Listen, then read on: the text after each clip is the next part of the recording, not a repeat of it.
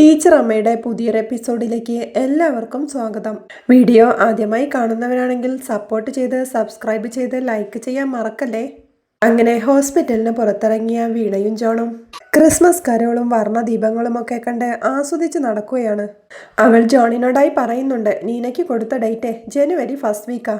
ഇന്ന് തന്നെ ഡെലിവറി ഉണ്ടാവുമെന്നാ തോന്നുന്നതെന്ന്. ഇന്ന് രാത്രി തന്നെ പ്രസവം ഉണ്ടായാലേ അടിപൊളിയായിരിക്കും. ആ വാവയുടെ ബർത്ത്ഡേ ലോകം മുഴുവൻ ആഘോഷിക്കും. എല്ലാ കൊല്ലവും ആഘോഷിക്കുമെന്ന് വീണ സന്തോഷത്തോടെ പറയുമ്പോൾ അത് ശരിയാ, ലോകം മുഴുവൻ ആഘോഷിക്കുന്ന വേറൊരു ബർത്ത്ഡേ ഇല്ലല്ലേ എന്ന് ജോണും ചോദിക്കുന്നുണ്ട്. അതാ ഞാൻ പറഞ്ഞതെന്ന് വീണ പറയുമ്പോൾ എന്തായാലും മിഥുൻ സാറിനും നീന ടീച്ചർക്കും ലാഭമായി. ക്രിസ്മസിനും കുഞ്ഞിന്റെ ബർത്ത്ഡേക്കുമായിട്ട് ഒരൊറ്റ കേക്ക് വാങ്ങിച്ചാൽ മതി. അത് ശരിയാന്ന് വീണയും. കപ്പലണ്ടിയും കുറച്ച് ആ റോഡിലൂടെ നടക്കുമ്പോൾ വീണ പറയുന്നുണ്ട്, അമ്മ പറഞ്ഞതേ കുഞ്ഞു പെൺകുഞ്ഞായിരിക്കുമെന്നാ. അമ്മ പറഞ്ഞാൽ അത് അച്ചട്ടാ, പക്ഷേ ക്രിസ്മസ് ആയതുകൊണ്ട് ഈശോയെ പോലെ ഒരു ആൺകുഞ്ഞായിരിക്കുമെന്ന് എന്റെ മനസ്സ് പറയുന്നെന്ന്. അപ്പോഴേക്കും ജോൺ ചോദിക്കുന്നുണ്ട്, പണ്ട് നമ്മൾ സ്കൂളിൽ പഠിക്കുമ്പോൾ ക്രിസ്മസ് വെക്കേഷന് എസ്റ്റേറ്റിലെ മരുന്നടിക്കാൻ വന്ന ഹെലികോപ്റ്റർ കാണാൻ പോയത് ഓർമ്മയുണ്ടോ? ഞാൻ അന്ന് തീരെ ചെറുതായിരുന്നില്ലേ, അത്രയ്ക്ക് അങ്ങോട്ട് എനിക്ക് ഓർമ്മയില്ലെന്ന് വീണയും. വീണ നഴ്സറിയിലും ഞാൻ 5ാം ക്ലാസ്സിലുമായിരുന്നു. നമ്മൾ കളിക്കാൻ പോയ മൈതാനത്ത് നിന്നുമാ ആരും അറിയാതെ ഹെലികോപ്റ്റർ കാണാൻ പോയത്. അന്ന് ആ ഹെലികോപ്റ്ററിന്റെ പൈലറ്റ് ആയിരുന്നു നമ്മുടെ ഹീറോ. തിരിച്ചു വരുന്ന വഴി ഒരു വലിയ കറുത്ത നായ നമ്മളെ ഓടിച്ചു. വീണ കുഞ്ഞായതുകൊണ്ട് ഓടിയിട്ടെത്തുന്നുമില്ല. കടിക്കുമെന്ന് തന്നെ ഞാൻ വിചാരിച്ചു. അന്നേരം ഞാൻ വീണയെയും എടുത്ത് ഓടി. പട്ടിയുടെ അടുത്തു നിന്നും രക്ഷപ്പെട്ടു. പക്ഷേ ഓട്ടത്തിനിടയ്ക്ക് നമ്മൾ രണ്ടുപേരും കൂടി ഉരുണ്ടു വീണു. വീണയുടെ മുട്ടൊക്കെ മുറിഞ്ഞു. അന്നേരം ഇളം പേരയിലത്തിന്റെ ഇലഞ്ഞരടി ഞാൻ വീണയുടെ മുറിവിൽ വെച്ചു. ആരോടും പറയാതെ ഹെലികോപ്റ്റർ കാണാൻ പോയതിനും വീണയെ തള്ളിയിട്ടതിനുമാ അമ്മയുടെ കയ്യിൽ നിന്ന് എനിക്ക് ആകെ ഒരു തല്ല് കിട്ടുന്നത്. വീണ പിന്നെ പനിച്ചു കിടന്നു. ആ ക്രിസ്മസിന് പനി മാറിയില്ല. അങ്ങനെയാ ക്രിസ്മസിന്റെ അന്ന് കപ്പേളയിൽ പോയി വീണയ്ക്ക് വേണ്ടി ആരും അറിയാതെ മെഴുകുതിരി കത്തിച്ചതും പനി മാറാൻ വേണ്ടി പ്രാർത്ഥിച്ചതും. ക്രിസ്മസ് ആഘോഷിക്കുമ്പോഴൊക്കെ എനിക്ക് ഈ സംഭവം ഓർമ്മ വരും എന്നൊക്കെ ജോൺ പറയുന്നുണ്ട്. അപ്പോ എന്റെ അസുഖം മാറാൻ വേണ്ടി ജോണേട്ടൻ കർത്താവിനോട് പ്രാർത്ഥിച്ചിട്ടുണ്ട് അല്ലേ എന്ന് വീണ ചോദിക്കുമ്പോ ഉണ്ടെന്നേ, പക്ഷെ ഇക്കാര്യം ഞാൻ ഇതുവരെ ആരോടും പറഞ്ഞിട്ടില്ലെന്ന് ജോണും. ആഹാ, അത് കൊള്ളാലോ. അക്കാര്യം പറഞ്ഞത് മറ്റൊരു ക്രിസ്മസിന് മറ്റൊരു പിറവി കാത്തിരിക്കുമ്പോൾ. എല്ലാം കൊണ്ടും അടിപൊളിയായി. എനിക്ക് ഈ ദിവസം വല്ലാത്തൊരു സ്പെഷ്യലായി തോന്നുന്നു എന്ന് വീണ സന്തോഷത്തോടെ പറയുമ്പോൾ എനിക്കും എന്ന് പറഞ്ഞ് ജോണും വീണയും കൂടി ആ ഫുട്പാത്തിലൂടെ നടന്നു നീങ്ങുമ്പോഴാണ് വീണയ്ക്ക് ടീച്ചർ അമ്മയുടെ കോൾ വരുന്നത്. അവൾ കോൾ എടുത്തോണ്ട്, അമ്മ, ഞങ്ങൾ ഹോസ്പിറ്റലിനടുത്തുള്ള സ്ട്രീറ്റിൽ തന്നെയുണ്ട്. ആണോ, ഇപ്പൊ എത്താം, ദാ വരുന്നു എന്ന് പറഞ്ഞ് അവൾ കോൾ കട്ട് ചെയ്ത് ജോണിനോടായി, ആശുപത്രിയിൽ നിന്ന് അമ്മയാ, ടൈം ആയെന്ന് തോന്നുന്നു, നമുക്ക് പോകുന്ന വഴിക്ക് കുറച്ച് സീറ്റ്സും വാങ്ങാൻ ജോണേട്ടാ എന്ന് പറഞ്ഞവർ ആശുപത്രിയിലേക്ക് തിരിക്കുന്നുണ്ട്. അവർ സീറ്റ്സൊക്കെ വാങ്ങി ടീച്ചർ അമ്മയുടെയും കൂട്ടരുടെയും അടുത്തെത്തുമ്പോ ഇപ്പോ കുഞ്ഞിനെ കാണിക്കാമെന്ന് പറഞ്ഞിട്ടുണ്ട് എന്ന് ടീച്ചർ അമ്മയും സന്തോഷത്തോടെ പറയുന്നുണ്ട്. പിന്നീട് നേഴ്സ് കുഞ്ഞിനെയുമായി പുറത്തോട്ട് വരുമ്പോഴേക്കും നീനയുടെ ആഗ്രഹം പോലെ നീനയുടെ കുഞ്ഞിനെ ആദ്യമായി കയ്യിലേക്ക് ഏറ്റുവാങ്ങുന്നത് ടീച്ചർ അമ്മ തന്നെയാണ്. സന്തോഷ കണ്ണീർ തുടച്ച് മിഥുനും ആ കുഞ്ഞിനൊരു ഉമ്മ കൊടുക്കുന്നുണ്ട്.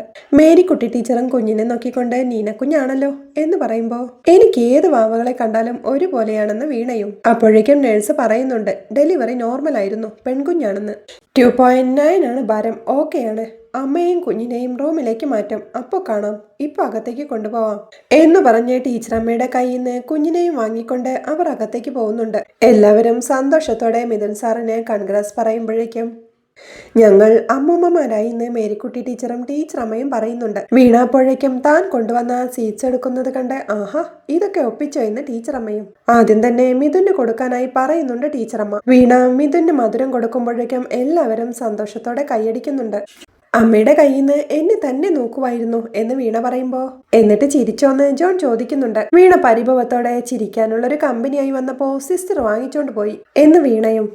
പിന്നീട് അവർ റൂമിലേക്ക് മാറ്റിയ നീനയുടെയും കുഞ്ഞിന്റെയും അടുത്തേക്ക് എത്തുന്നുണ്ട്. നീന എങ്ങനെയുണ്ടെന്ന് ടീച്ചറമ്മ ചോദിക്കുമ്പോൾ ക്ഷീണമുണ്ട്, ഈ കുഞ്ഞാവ എന്ത് ചെറുതായെന്ന് നീനയും. നിന്റെ ചായ എന്ന മേരിക്കുട്ടി ടീച്ചർ പറഞ്ഞത് എന്ന് വീണ പറയുമ്പോൾ നീന മിഥുൻ സാറിനോടായി ആണോ സാറേ എന്ന് ചോദിക്കുന്നുണ്ട്. മിഥുൻ സാർ ഒന്നും മിണ്ടാതെ നിൽക്കുമ്പോഴേക്കും സാറ് ഞാൻ പറയുന്നതൊന്നും കേൾക്കുന്നു പോലുമില്ല, മോള് മതി ഇനി എന്നവൾ പരിഭവത്തോടെ പറയുമ്പോൾ സരസ്വതി ടീച്ചറിന്റെ പ്രഡിക്ഷൻ കറക്റ്റാ, പെൺകുട്ടിയാ എന്ന് മിഥുൻ സാർ പറയുന്നുണ്ട്. അത് ഞാൻ അപ്പോഴേ പറഞ്ഞില്ലേ സാറേ, അമ്മ പറഞ്ഞ കാര്യം അച്ചട്ടാ എന്ന് വീണ പറയുമ്പോഴേക്കും സരസ്വതി ടീച്ചർ മോളെ കൈപ്പറ്റിയതല്ലേ എന്ന് നീന ചോദിക്കുന്നുണ്ട്. അതെങ്ങനെ നീന അറിഞ്ഞെന്ന് ടീച്ചറമ്മ ചോദിക്കുമ്പോൾ അത് ഞാൻ സിസ്റ്ററോട് ചോദിച്ചു എന്ന് നീനയും. നീന ടീച്ചറുടെ വലിയൊരു ആഗ്രഹമായിരുന്നു കുഞ്ഞിനെ ആദ്യം ടീച്ചർ എടുക്കണമെന്ന് എന്ന് മിഥുനും പറയുന്നുണ്ട്. അപ്പോഴേക്കും മേരിക്കുട്ടി ടീച്ചറും പറയുന്നുണ്ട്, നീന കൂടുതൽ സംസാരിക്കണ്ട, റെസ്റ്റ് ചെയ്യേ, ബാക്കി വിശേഷങ്ങളൊക്കെ സാവകാശം പറയാം, സമയമുണ്ടല്ലോ എന്ന്. എല്ലാവരും കൂടി സന്തോഷത്തോടെ കുഞ്ഞിനെ നോക്കുമ്പോഴേക്കും സരസു നോക്കിയേ എന്ന് കുഞ്ഞിനെ നോക്കിക്കൊണ്ട് മേരിക്കുട്ടി ടീച്ചർ പറയുമ്പോഴേക്കും വീണയും കുഞ്ഞിനരികിലേക്ക് വന്ന് വാവയെന്ന് നീട്ടി വിളിക്കുന്നുണ്ട്. പിറ്റേ ദിവസം റോഡിൽ വെച്ച് മീറ്റ് ചെയ്യുന്ന കല്ലുവിനെയും വീണയുമാണ് കാണുന്നത്. എടി, ഇന്നലെ നമ്മുടെ നീന പ്രസവിച്ചടി, പൂച്ചക്കുഞ്ഞിനെ പോലെ ഇമ്മിണിയൊരു പെൺവാവ എന്ന് വീണ സന്തോഷത്തോടെ പറയുമ്പോൾ ആണോ എന്ന് കല്ലുവും ചോദിക്കുന്നുണ്ട്. ഇന്നലെ ഹോസ്പിറ്റലിൽ പ്രസവം കുറെ വൈകി. അന്നേരം ഞാനും ജോണേട്ടനും കൂടി സിറ്റിയിലൂടെ രാത്രിയിൽ കുറെ നേരം നടന്നു. ക്രിസ്മസ് ന്യൂ ഇയർ ആഘോഷിക്കാനായിട്ട് സിറ്റി മുഴുവൻ അടിപൊളിയായിരുന്നു. നല്ല രസവാടി രാത്രി സിറ്റി കൂടി ആരോടെങ്കിലും കാര്യവും പറഞ്ഞു നടക്കാൻ എന്ന് വീണ ആവേശത്തോടെ പറയുന്നത് കേൾക്കെ രാത്രി മുഴുവൻ നടന്നിട്ട് എന്ന് കല്ലുവും ചോദിക്കുന്നുണ്ട്. കുറച്ചു കഴിഞ്ഞപ്പോ അമ്മ വിളിച്ചു ഹോസ്പിറ്റലിൽ നിന്ന് എന്ന് വീണയും പറയുന്നുണ്ട്. പിന്നെ കുഞ്ഞ, അമ്മയും മാമനും വക്കീലിനെ കാണാൻ പോയിട്ട് പിന്നെ തിരികെ വന്നില്ല. അറസ്റ്റ് പേടിച്ച് എവിടെയോ മാറി നിൽക്കുന്ന അച്ഛൻ പറയുന്നത്. എനിക്കെന്തോ അത് ഡൈജസ്റ്റ് ആയിട്ടില്ല. മറ്റേ അപ്പൂപ്പൻ ഒളിവിലാണെങ്കിൽ നമ്മുടെ കാര്യം കുഴപ്പത്തിലാവുമെന്ന് മാമനോട് സംസാരിക്കുന്നത് ഞാൻ പലപ്പോഴും കേട്ടിട്ടുണ്ട്. ആ ലൈനില എനിക്ക് ഡൗട്ട്. ഇവരുടെ മൂവ് ആരും അറിയാതിരിക്കാനാ ഫോൺ ഓഫാക്കി വെച്ചേക്കുന്നതെന്നാ എനിക്ക് തോന്നുന്നത് എന്ന് കല്ല് പറയുമ്പോൾ നിനക്ക് തോന്നിയെങ്കിൽ അതാവും കറക്റ്റ്. ഡിറ്റക്റ്റീവ് എക്സിന് തെറ്റില്ലല്ലോ എന്ന് വീണയും. മാമൻ കൂടെയുള്ളതുകൊണ്ട് പേടിക്കേണ്ട, എന്നാ മറ്റേ അപ്പൂപ്പൻ ടെററാ എന്ന് കല്ല് പറയുമ്പോൾ എന്തായാലും വിഷ്ണുവേട്ടന്റെ കോണ്ടാക്ട്സ് വെച്ച് പെട്ടെന്ന് അറിയാൻ പറ്റുമെന്ന് വീണയും. അതെ, എന്നാലും എനിക്കെന്തോ ഒരു പേടി എന്ന് കല്ല് പറയുമ്പോൾ അങ്ങനെ പേടിയൊന്നും വേണ്ട കല്ലൂസേ. പിന്നെ പോവുമ്പോ ബേക്കറി കയറിയിട്ട് പോവാം. നമ്മുടെ Christmas new year special cake ready ആയിട്ടുണ്ട്, മധുരം കേക്ക്സ്, അതെടുത്തിട്ട് പോവാം, വാ എന്ന് പറഞ്ഞ് വീണ വിളിക്കുമ്പോഴേക്കും കല്ലു അവിടെ തന്നെ നിൽക്കണണ്ട്. വീണ തിരിഞ്ഞു നിന്ന് എന്താടിന്ന് ചോദിക്കുന്നുണ്ട്. ഇന്നലെ ജോൺ അങ്കിളുമായി നടന്ന കഥ പറ എന്ന് കല്ല് ചോദിക്കുമ്പോ കഥയോ? ഞങ്ങൾ സിറ്റി കൂടെ ലൈറ്റ് ഒക്കെ കണ്ട് നടന്നു, ഒരു കട്ടൻ കുടിച്ചു, അത്രയൊക്കെ തന്നെ എന്ന് വീണ ചോദിക്കുന്നുണ്ട്. നിരാശയോടെ അത്രയുള്ളോ എന്ന് കല്ല് ചോദിക്കുമ്പോ എന്റെ അമ്മോ, ഇനി ഡിറ്റക്റ്റീവ് എക്സ് ഇതിലും എന്തെങ്കിലും കണ്ടുപിടിക്കോ എന്ന് വീണയും. ജോണേട്ടൻ എന്ത് പറഞ്ഞെന്ന് കല്ല് ചോദിക്കുമ്പോൾ പണ്ടേ ഞങ്ങൾ കുഞ്ഞുങ്ങളായിരുന്നപ്പോഴത്തെ കാര്യങ്ങള് ഞാൻ പലതും മറന്നുപോയടി, ജോണേട്ടനെ എല്ലാം ഓർമ്മയുണ്ട് എന്ന് വീണ പറയുമ്പോൾ കുഞ്ഞാ, ഞാനൊരു ഡൗട്ട് ചോദിക്കട്ടെ എന്ന് കല്ലുവും. ചോദിക്കുന്ന വീണ പറയുമ്പോൾ ഒരാൾ പറഞ്ഞ ടോപ്പ് സീക്രട്ട് മറ്റൊരാളോട് പറയുന്നത് ശരിയാണോ എന്ന് കല്ല് ചോദിക്കുന്നുണ്ട്. അത് ശരിയല്ല, എന്താടി എന്ന് വീണ പറയുമ്പോൾ ബീച്ചിൽ വെച്ച് കനി തന്നോട് പറഞ്ഞ ആ സീക്രട്ട് കല്ല് ഓർക്കുന്നുണ്ട്. ഇനി ആ ടോപ്പ് സീക്രട്ട് ഇതാരും ഒരിക്കലും അറിയരുത്. ദൃശ്യത്തിൽ ലാലേട്ടൻ പറഞ്ഞ പോലെ ഉള്ളുള്ള കാലം ഇത് നിന്റെ ഉള്ളിൽ തന്നെ ഇരിക്കണം, ആരും അറിയരുതെന്ന്. കല്ലു കനി പറഞ്ഞ ആ കാര്യങ്ങളെല്ലാം ഓർത്ത് ടെൻഷനോടെ സോറി കുഞ്ഞാ എന്ന് മനസ്സിൽ പറഞ്ഞു നിൽക്കുമ്പോഴേക്കും എന്താടി കല്ലൂസ് എന്ന് വീണയും അവളുടെ അടുത്തേക്ക് വന്ന് ചോദിക്കുന്നുണ്ട്. ഞാനൊരു ടോപ്പ് സീക്രട്ട് കുഞ്ഞയോട് പൊട്ടിക്കാൻ പോവാ, ഇതെവിടുന്നാ എങ്ങനാന്നൊന്നും എന്നോട് ചോദിക്കരുത് എന്ന് കല്ല് പറയുമ്പോ ശരി, ചോദിക്കില്ല, നീ കാര്യം പറയെന്ന് വീണയും.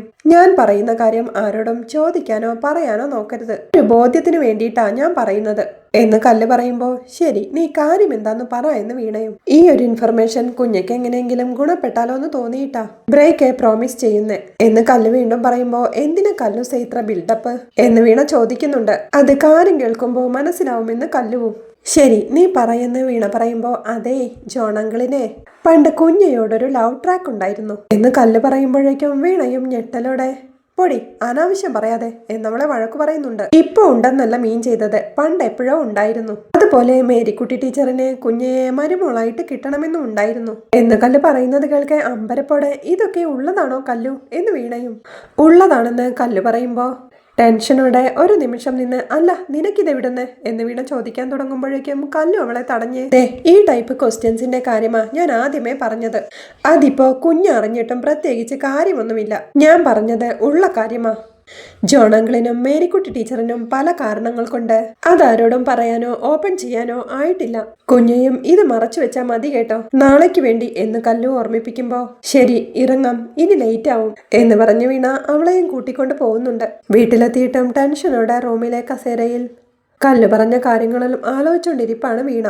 അതെ, ജോണേട്ടന് കുഞ്ഞയോട് പണ്ടൊരു ലവ് ട്രാക്ക് ഉണ്ടായിരുന്നു, അതുപോലെ മേരിക്കുട്ടി ടീച്ചറിന് കുഞ്ഞ് മരുമോളായി കിട്ടണമെന്നും ഉണ്ടായിരുന്നു എന്ന് കല്ല് പറയുന്നതും പണ്ട് സന്തോഷിന്റെ കാര്യം സംസാരിക്കാനായി മേരിക്കുട്ടി ടീച്ചറും ജോണും വീട്ടിലെത്തുമ്പോൾ മേരിക്കുട്ടി ടീച്ചർ വീണയോടായി പറയുന്നുണ്ട്, ഞങ്ങൾ വഴിക്ക് വെച്ച് സന്തോഷിനെ കണ്ടു, അവര് വീണയെ കാണാൻ വ്യാഴാഴ്ച വരുമെന്നാ പറഞ്ഞത് 11 മണിക്ക് എന്നവരന്ന് ടെൻഷനോടെ പറയുന്നതും പെണ്ണുകാണലിന് റെഡിയായി ഒരുങ്ങി വന്ന വീണയെ മേരിക്കുട്ടി ടീച്ചർ കണ്ണീരോടെ ചേർത്ത് പിടിക്കുന്നതും അന്ന് ടെൻഷനോടെ തന്റെ മുഖത്തു നോക്കി മൗനമായി യാത്ര പറഞ്ഞു പോകുന്ന ജോണിന്റെ മുഖവും തലേ ദിവസം രാത്രി ജോണമത്തുള്ള ആ സുന്ദര നിമിഷങ്ങളെല്ലാം ഓർത്തോണ്ട് ടെൻഷനോടെ അവൾ ഇരിക്കുമ്പോഴാണ് അതിലെ വരുന്ന ടീച്ചറമ്മ ആ കാഴ്ച കാണുന്നത്. ടീച്ചറമ്മ അവളുടെ അരികിലേക്ക് എത്തുമ്പോഴേക്കും അവൾ ഞെട്ടിപ്പിടഞ്ഞ് എഴുന്നേൽക്കുന്നുണ്ട്. ഞാൻ കുറച്ചു നേരമായിട്ട് നോക്കുക, വലിയ ആലോചനയാണല്ലോ, എന്താ എന്ന് ടീച്ചറമ്മ ചോദിക്കുമ്പോൾ ഒന്നുമില്ല എന്ന് വീണയും. എന്തോ ഉണ്ട് എന്ന് പരിഭവത്തോടെ ടീച്ചറമ്മ പറയുമ്പോൾ സത്യം പറഞ്ഞ എനിക്ക് അമ്മയുടെ കയ്യിൽ നിന്ന് ഒന്നും ഒളിക്കാൻ പറ്റില്ല, പക്ഷേ ഇതെങ്ങനെ പറയുമെന്നൊരു പേടി എനിക്കുണ്ട് എന്നവൾ പറയുമ്പോൾ എന്ത് കാര്യമാണെങ്കിലും എന്നോട് പറയാൻ എന്തിനാ മടിക്കുന്നേ എന്ന് ടീച്ചറമ്മയും ചോദിക്കുന്നുണ്ട്. പേടിയെന്ന് പറഞ്ഞ അങ്ങനെ പേടിയെന്നല്ല, ശരിയാണോ അത് പറയുന്നത് എന്ന് തന്നെ എനിക്കറിയില്ല എന്നവൾ പറയുന്നത് കേൾക്കെ എടി ഇങ്ങനെ സസ്പെൻസ് ഇട്ട് എന്നെ കൂടി പേടിപ്പിക്കല്ലേ പറയുന്ന ടീച്ചറമ്മയും. അമ്മ ഈ കാര്യം ആരോടും അറിഞ്ഞു മട്ട് കാണിക്കരുത്, എനിക്ക് വാക്കുതാ എന്ന് പറഞ്ഞവൾ അവളുടെ കൈ നീട്ടി പിടിക്കുന്നുണ്ട്. ആരോട് അറിഞ്ഞ മട്ട് കാണിക്കരുതെന്നാ എന്ന് ടീച്ചറമ്മ അമ്പരപ്പോടെ ചോദിക്കുമ്പോ അതമ്മയ്ക്ക് കാര്യം കേൾക്കുമ്പോ മനസ്സിലാവുമെന്ന് വീണയും. വാക്കല്ലേ അമ്മ എന്ന് വീണ പറയുമ്പോ ടീച്ചറമ്മ അവളുടെ കയ്യിലേക്ക് കൈ ചേർത്ത് വെച്ച് പ്രോമിസ് ചെയ്യുന്നുണ്ട്. വാക്ക്, കാര്യം പറ എന്നമ്മ ചോദിക്കുമ്പോ വീണ ടെൻഷനോടെ ജോണേട്ടന് പണ്ട് എന്നോട് ഇഷ്ടമുണ്ടായിരുന്നു എന്നവൾ പറയുന്നത് കേൾക്കെ ടീച്ചറമ്മയും അവളുടെ കയ്യിൽ നിന്ന്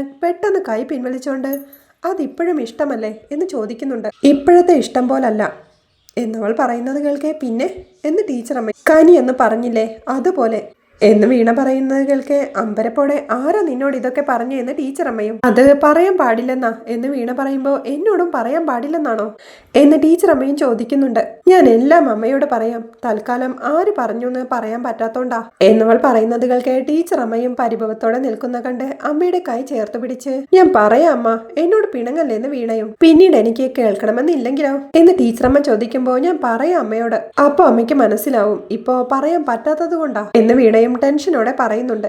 ജോണിനെ കുറിച്ച് ഇങ്ങനൊന്നും പറഞ്ഞാൽ ഞാൻ വിശ്വസിക്കില്ല എന്ന് ടീച്ചറമ്മ പറയുമ്പോ അമ്മ ഇപ്പോഴത്തെ കാര്യമൊന്നുമല്ല, ഇത് പണ്ട് പഠിക്കുന്ന കാലത്തെങ്ങോ ഉള്ളതാ എന്ന് വീണ പറയുമ്പോ അതൊക്കെ എന്തിനാ ഇപ്പൊ പറയുന്നെന്ന് ടീച്ചറമ്മയും. അമ്മ അത് വിട്, ഇക്കാര്യം ഞാൻ ആദ്യം പറയണ്ടെന്നാ കരുതിയത്, പിന്നെ അമ്മ നിർബന്ധിച്ചോണ്ട് പറഞ്ഞതാ, അമ്മ ഇത് കേട്ടതായിട്ട് ധരിക്കരുതെന്ന് വീണ പറയുന്നുണ്ട്. അടിച്ചിട്ട് അടിച്ചതായി കരുതണ്ടെന്ന് പറയുന്ന പോലെ ഇതിപ്പോ ഞാൻ കേട്ടുപോയില്ലേ എന്ന് ടീച്ചറമ്മ ചോദിക്കുമ്പോ ഞാൻ അർഹിക്കുന്ന ഒരാളൊന്നുമല്ല ജോണേട്ടൻ, അതാ എന്റെ കാര്യങ്ങളൊക്കെ ഇങ്ങനെ ആയത് എന്ന് വീണ ടെൻഷനോടെ പറയുമ്പോൾ ടീച്ചറമ്മയും ആലോചനയോടെ നിൽപ്പുണ്ട്. അവിടെ രേണുവിന്റെ വീട്ടിൽ ചപ്പുചവറുകൾ നിറഞ്ഞ മുറ്റത്ത് അങ്കലപ്പോടെ ശശികല നിൽക്കുമ്പോഴേക്കും ഭാർഗവനും സിറ്റൗട്ടിലേക്ക് എത്തുന്നുണ്ട്. അദ്ദേഹത്തെ കണ്ട് മുറ്റം കിടക്കുന്ന കിടപ്പ് കണ്ടോ അണ്ണ, മരുമോനില്ലാത്തോണ്ട് പുറംപണി എല്ലാം അവതാളത്തിലായി. ഇപ്പോ ആ മിനിയെ വിളിച്ചപ്പോഴേ അവർക്ക് വലിയ പവറാ, ഇടയ്ക്ക് പറഞ്ഞു വിട്ടെന്റെ ചൊരുക്ക അവൾക്ക് എന്നൊക്കെ ശശികല പറയുമ്പോ എടി നമ്മുടെ മരുമോനെ കുറിച്ച് ഒരു വിവരവും ഇല്ലല്ലോ, അവനാണെങ്കിൽ ഇപ്പോ വീട്ടുകാരുമായി ഒരു ബന്ധവും ഇല്ലാതിരിക്കുക എന്ന് ഭാർഗവൻ പറയുമ്പോഴേക്കും രേണുവും അങ്ങോട്ട് വന്ന് ഫോൺ ഇപ്പോഴും ഓഫാ, ഞാനാണെങ്കിൽ ഇപ്പൊ വെറുതെ ഒന്ന് വിളിച്ചു നോക്കി എന്ന് രേണുവും പറയുന്നുണ്ട്.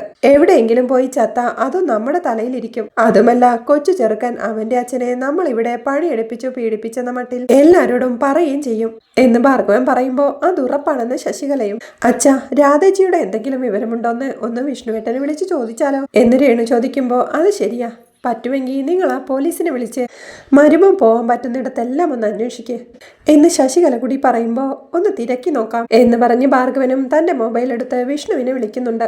ഹലോ സാർ, നമ്മുടെ മരുമോനെ കുറിച്ച് ഇപ്പോൾ ഒരു വിവരവുമില്ലല്ലോ സാർ, അവിടെ രാധ തിരികെ വന്നോ എന്ന് ഭാർഗവൻ വിഷ്ണുവിനോടായി ചോദിക്കുന്നുണ്ട്. ഇല്ല, വന്നിട്ടില്ല, അവരെ രണ്ടുപേരും ഒന്നിച്ചുണ്ട്, ഇപ്പൊ രണ്ടാളുടെയും ഫോൺ സ്വിച്ച് ഓഫാ, ഞാനൊന്ന് അന്വേഷിച്ചപ്പോ അവര് അഡ്വക്കേറ്റിനെ കണ്ടിട്ടുണ്ടെന്ന് മനസ്സിലായി, കേസുമായി ബന്ധപ്പെട്ട കുറച്ച് കാര്യങ്ങളുമായി നിൽക്കുന്ന മുന്നേ ബന്ധപ്പെട്ടപ്പോ രാധ പറഞ്ഞത് എന്ന് വിഷ്ണു പറയുമ്പോ എന്തായാലും നമുക്കൊന്ന് തിരക്കി ഇറങ്ങിയാലോ എന്ന് ഭാർഗവൻ ചോദിക്കുന്നിടത്താണ് ഇന്നത്തെ എപ്പിസോഡ് അവസാനിക്കുന്നത്. രാധയെയും മഹേഷിനെയും അന്വേഷിച്ച് വിഷ്ണുവും ഭാർഗവനും ഇറങ്ങിത്തിരിക്കുന്നതും രാധയെയും മഹേഷിനെയും കാണാനില്ലെന്ന് വിഷ്ണു ടീച്ചറമ്മയെ വിളിച്ചറിയിക്കുന്നതും വിഷ്ണുവിനെ അന്ന് മോഹൻ വെടിവെച്ചിട്ട ആ വീട്ടിൽ വെച്ച് രാധയെയും മഹേഷിനെയും വായ്മൂടിക്കെട്ടി കൈയെല്ലാം ബന്ധിച്ച നിലയിൽ വിഷ്ണു കണ്ടെത്തുന്നതുമാണ് നാളത്തെ എപ്പിസോഡിലെ വിശേഷങ്ങൾ. വീഡിയോ ഇഷ്ടമായാൽ സപ്പോർട്ട് ചെയ്ത് സബ്സ്ക്രൈബ് ചെയ്ത് ലൈക്ക് ചെയ്യാൻ മറക്കല്ലേ.